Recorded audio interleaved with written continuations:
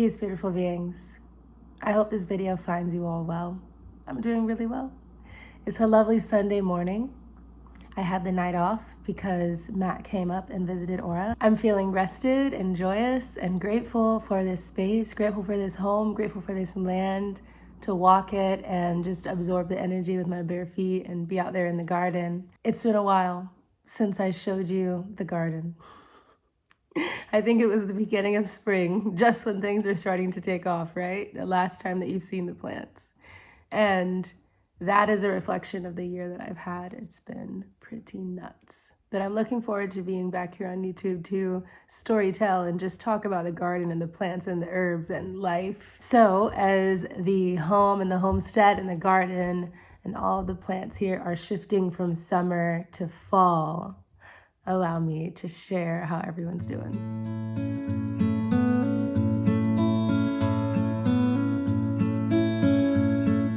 There she is. Hello, babies. Look at those marigolds putting on a show.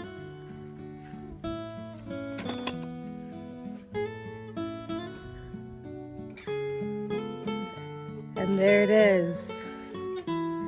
The garden you all know so well. This is really the time of year where everyone gives their last show, and the marigolds are always the ones who are like, we are not going down without a grand finale. Look at them.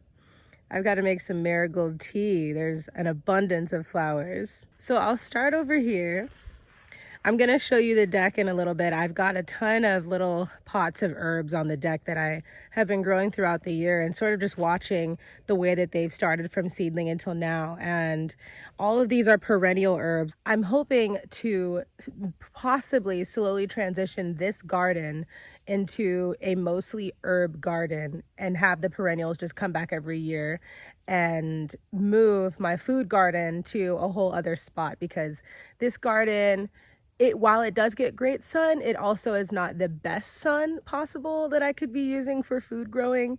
And the perennial herbs are so strong. They do really well in this garden, as you will see by this bed right here that's full of the perennial herbs, just like bushels and bushels constantly.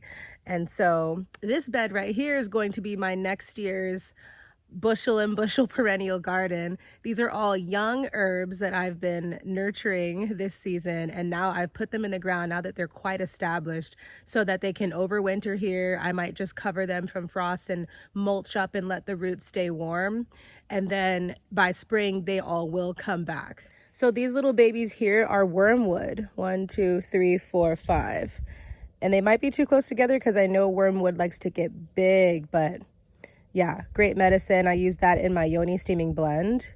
And here is the Navajo tea. This is the first time I've grown this. It was really huge with a ton of yellow flowers. I harvested them. I'll show you the dried flowers and plants in the house. It's my first time growing that plant. I'm looking forward to trying the tea. And here I have some mugwort. And this one was quite established, so hopefully it will make it through the winter and come on back. And then there's geranium over there. It smells so good.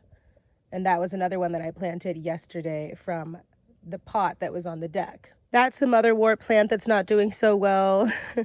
And in this bed, I've got some baby broccolis going. They might be too close together, but they are slowly but surely taking off and doing their thing. Hopefully we'll get some broccoli this year. A motherwort big mama right here doing her thing. She doesn't really like this spot as much as the motherwort likes that spot over there. In this bed here, I've got a surprise borage. I don't even remember planting this borage, but I've been seeing this plant growing and I'm like, I think you're something, so I'm just gonna let you be.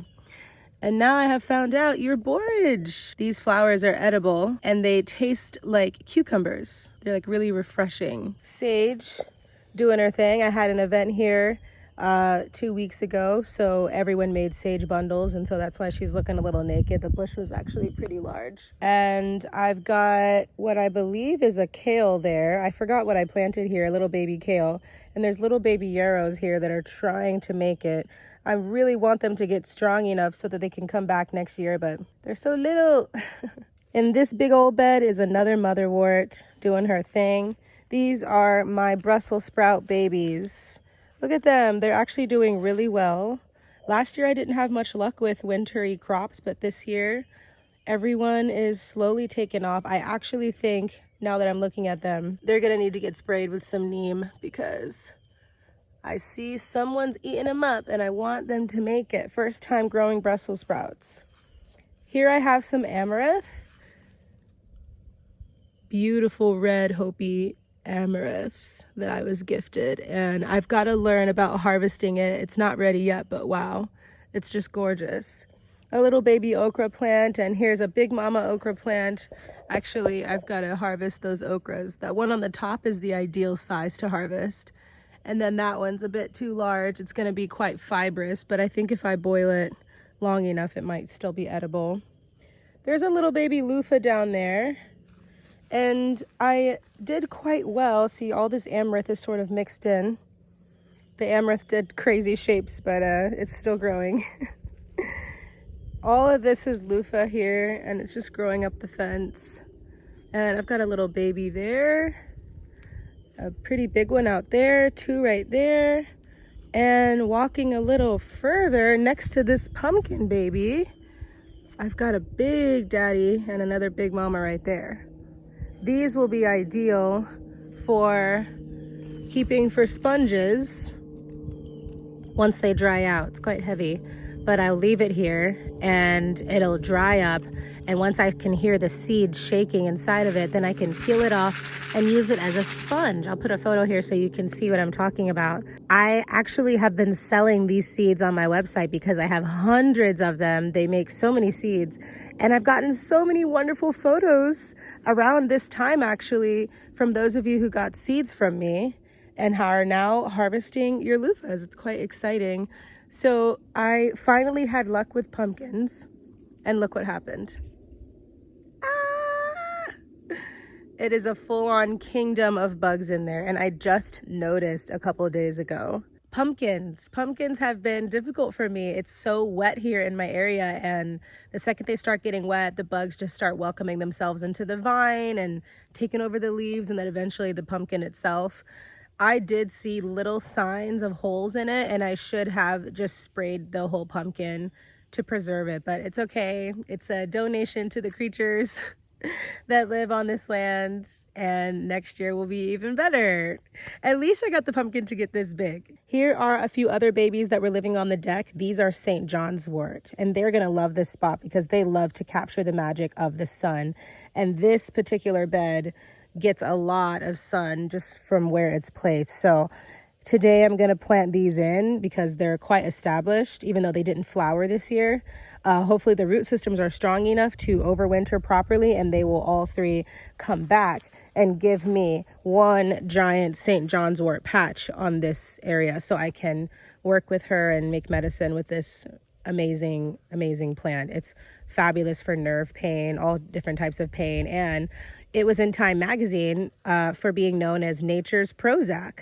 It's a wonderful antidepressant. And here in the pepper bed, what have we got going? Oh my goodness, look at that. The green bell peppers are turning red because I've neglected to harvest them. But these are like little mini greens. This little baby plant was a jalapeno, I believe, that never made it. And over here, I have a new experiment. This is a no jalapeno plant. So it's jalapenos that do not have any heat to them. So some of you will say this is quite blasphemous. I kind of agree. This plant was gifted to me by a friend, and I thought, well, let me just grow it and see what it's like. And I mean, you know, they just taste like peppers, but I do love a little heat. Look at this tiny plant producing this pepper that is the same size as the entire plant. Look at that. Motivation to keep going, beautiful beings. This is the third year going strong of growing tomatoes in this way on this same trellis, and they did great this year. I have an abundance, as you can see. There's also some loofah growing in between the tomatoes, but I did the sunrise bumblebee tomatoes, the little orange ones, and little cherry ones. and they all took off beautifully. Love my tomatoes. And here is what I'm hoping the garden looks like next year. Just bustling bushels of herbs. This is motherwort here. My tried and true, one of my best-selling products in the shop is my motherwort tincture called Heart Healer. It is also a wonderful anti-anxiety plant. Fabulous for daily emotional support, daily anxiety. I've actually had several reviews of people who have stopped taking their medication and are using my Heart Healer instead. I mean, I grow so much motherwort, it's just like all over the garden, that I have so much of it, and it is such a blessing. And this big baby is nettle.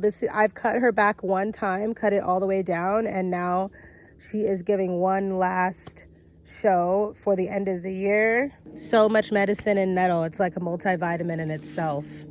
And look at these babies, my mullein. Oh, it's so gorgeous. Such a beautiful plant, so soft, and has done well all year. I have an abundance of dried mullein in the house, tons of dried leaves. I will pick these and I bet you it'll give me one last output. Just a fantastic medicine for the lungs, for detoxing the lungs, expanding the lungs, asthma, the big C, bronchitis, anything. It's like really giving medicine to releasing mucus. And the reviews I have on the website for this one, my tincture is called Respiratory Rescue. I mean, that one is doing so well, and it's so amazing that I've been able to grow these herbs here at home. And I hope that I can grow even more next year so that I don't have to order organic bulk herbs online. It's such a gift. Marigolds. Let's do a close-up. Look at that. So beautiful. There's a little bit more wormwood like I have over there establishing itself.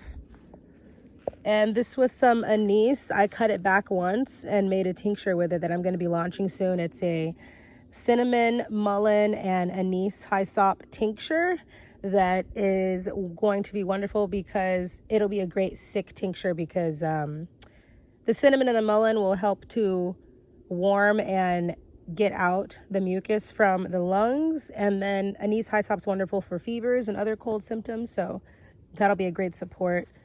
I've got these baby cabbages and a ton of little seedlings that are coming up from the seeds that drop out of my celosia plumes. Oh, there they are. My baby's back. And here I've got my tried and true dahlias that come back every year, looking beautiful. The zinnias are on their way out. A couple of other babies, cabbage. I'm planning to grow a lot of cabbage this winter so I can make sauerkraut. And the last show of flowers here are these cosmos. Look how beautiful they are. There's a few zinnias dripped in there, but cosmos. Hi, baby.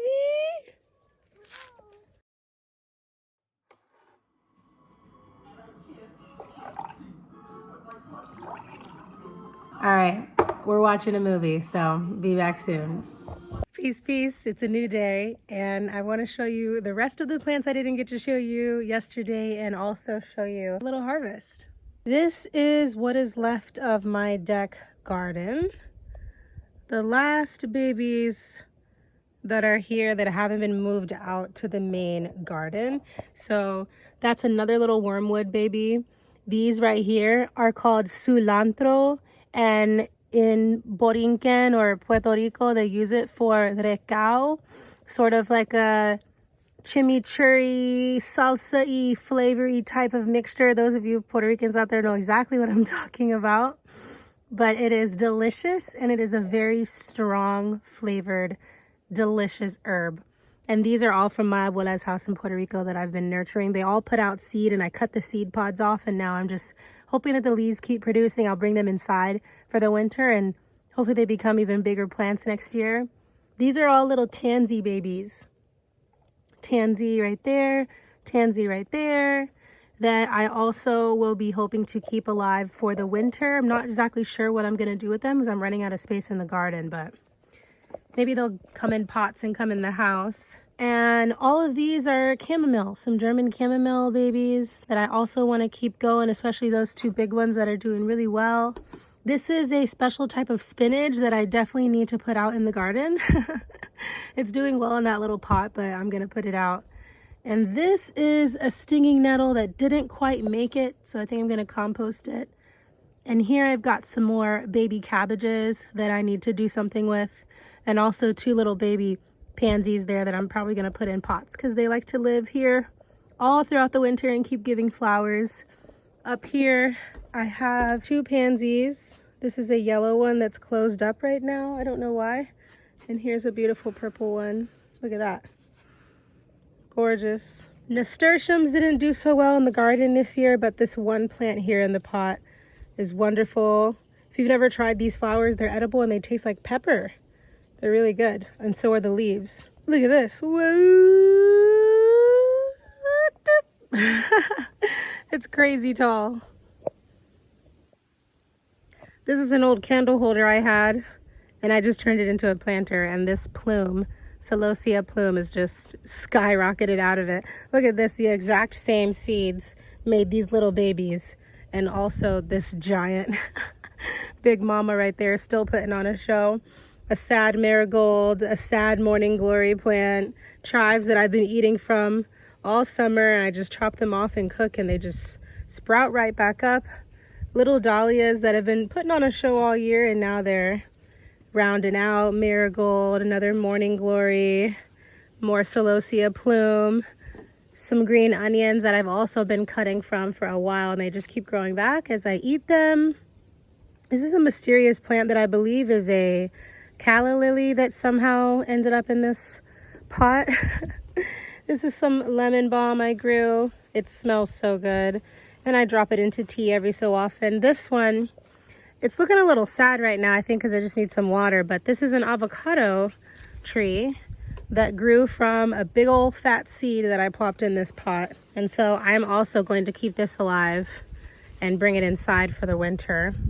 This is strawberries that gave it like maybe 6 strawberries from this plant this spring, this summer, and now it's kind of just chilling. And a little bit of sage and a little bit of Vicks plant. And look at this harvest.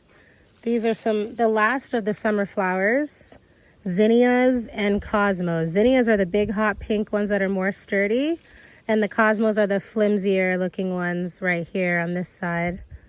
Oh, they're so beautiful.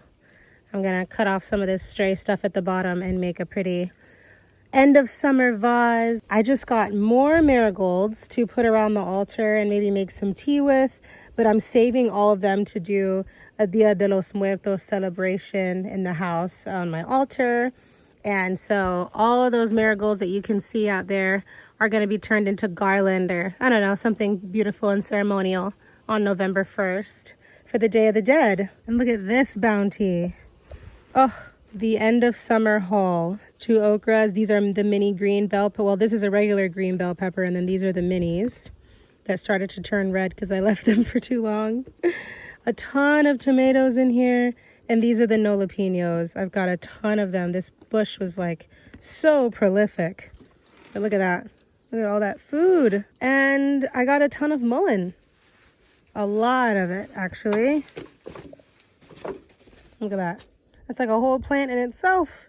I'm gonna hang that up and allow it to dry. And this will make more of my respiratory rescue tincture. Forgot to show you these babies. This is Cordal. Huh.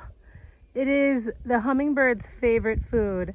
And this one, for some reason, just took forever to like actually start to grow its flowers. I've never seen them take so long. It was like a lot of foliage, and then finally up at the tip decided to start, because usually you can see like flower, flower, flower, flower, flower, flower, flower, but I only got 2 flowers at the very tip, and it kind of looks like a sunflower but like on its back almost. And the hummingbirds love them, so I'm gonna grow a lot more next year, and definitely in the garden, not in this sad little pot. This is a vitex tree, chasteberry.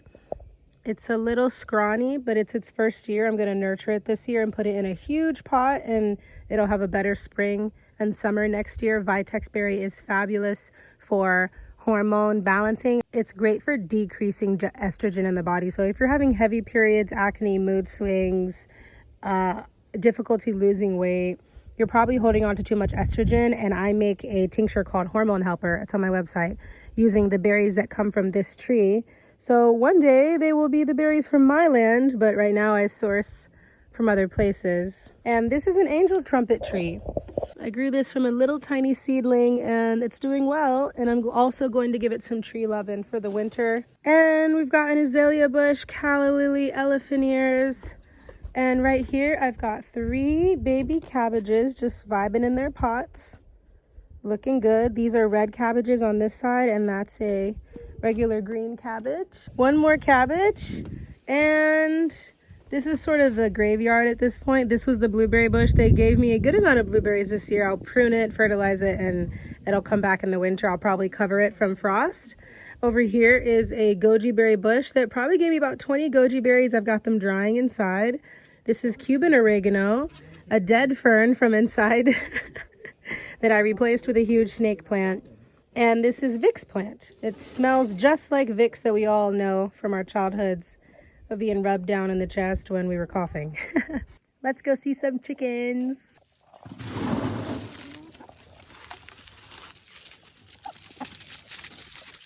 Ouch! Slow down. Jeez Louise. The babies want some too. This is how I commingle the adults with the babies, is feeding them treats so that they are right next to each other through the fence, getting to know each other's sound, each other's energy. That way, when I do let the babies out to become a part of the flock, they know each other a little bit. Look at this face. Look at that afro. So good. So good, my cute little baby. Looks like no one's laying eggs right now, so it's a good time to collect. Check out these new perches that are up here. They got a cute new ladder. And a tree. And some over here. And they're really digging them. Just added more perches because I could tell that they were getting a little unsettled by having to all pile up here. And I dragged this smooth piece of wood off of the beach in Florida, and they didn't like how smooth it was. It just looks pretty, but they weren't down for sleeping on it. So, yep, let's get some eggs. I've actually got to put a brick right there because that's a little hole. And I think there are little field mice coming in through there trying to take things because a chicken had a mouse in her mouth yesterday, running through the yard with it. So let's get these eggs. It's actually been a couple days since I've collected. As you can see, I get about like 19 eggs a day. I got my eggs. There are about 50 of them roughly in this basket. So that's about 3 days really of me missing egg collection.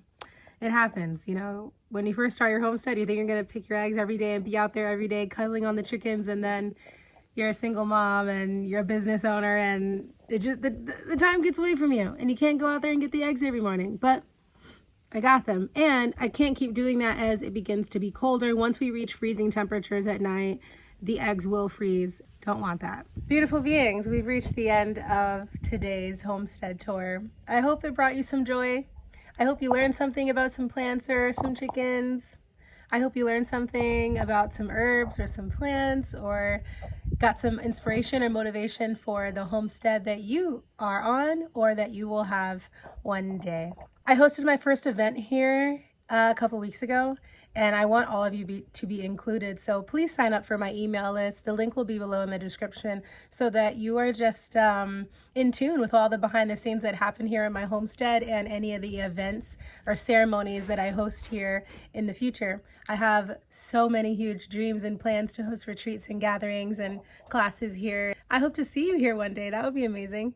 And if not, I will see you at some little corner of the internet. I've got a lot of exciting things coming up before the end of the year is out. So stay tuned, and thanks for watching and being a part of the Earth Mama family.